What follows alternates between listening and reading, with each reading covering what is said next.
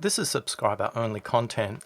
Recently I received a message from Stuart from North Dakota, and he asks, Oscar, you may have covered this before. Is it okay to take notes when listening? I find that important pieces I want to remember, I would like to write down, but sometimes I think I'm not listening because I'm too busy writing. Thanks, Stuart. I think 3 elements that we think about when note taking. The first one is, what do we take a note of? The second one, how should we take down those notes? And then finally, who takes the notes? These conversations fall into kind of 4 different areas. The first one is the individual conversation where it's you and one other person. The other one is the group conversation, the team meeting, the project meeting, the work in progress meeting, the brief taking meeting. And then if you think about an individual or a group meeting, they fall into 2 distinct kinds of meetings. The first one is the regular or the recurring meeting. And the second one is the emerging meeting where you're discovering and exploring. Stuart, the first thing people think about is, what should they note down?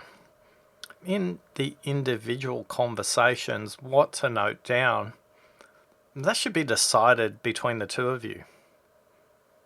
Who is taking the notes is one of the questions you should ask. If you're in a manager-employee relationship, too often the manager might default to taking the notes themselves. This moves responsibility away from whoever's meant to do it. The person who's taking the action should take the note and confirm it to the other person. When I interviewed Dr. Boris Conrad, a world champion memory expert, he attends the Memory Olympics, he said consistently, avoid taking verbatim notes and take more graphical notes, more thematic notes, or more action-orientated notes. In the individual conversation, Stuart, the first thing I'd ask you is, who is taking the notes? The next bit is, what is it that you want to note down?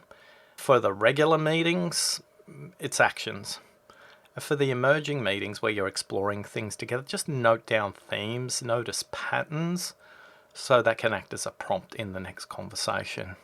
When I'm working with a client in a one-on-one situation, if it's a regular meeting, I'm definitely not taking notes, they are.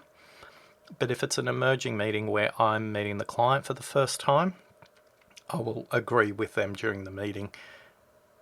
Do you mind waiting? I just want to take a note. What you said is important. And I think given what we want to achieve, do you mind pausing while I take a note? I think this overcomes your second challenge, Stuart, where taking the note actually distracts you from listening in on the conversation. The other element is looking at the group meeting and thinking about the regular group meeting. I see one of the things that people struggle with in taking notes about actions is agree who's taking the notes, and don't assign an action to anybody in the meeting who's absent. You can't assign an action to somebody outside the meeting because they don't have the context. Somebody in the meeting needs to agree to take that action and debrief the person who's responsible for it. I think the other challenge people face is waiting until the end and summarizing everything. When we're taking notes, we should confirm along the way with the people impacted and make sure they confirm that the language that the note is taken in is the note that's agreed by everybody. Whether that's virtual or in a face-to-face meeting, we all have the technology so everybody can see what is being taken down as a note. So there's a couple of ways to think about it, Stuart. In the Deep Listening playing cards, a series of 50 cards, card 11 actually talks about the notes. And in the notes on the card, it says, take fewer and more graphical notes, avoid capturing exclusively verbatim dialogue, try and capture the actions or the meaning. So that's card 11 out of that.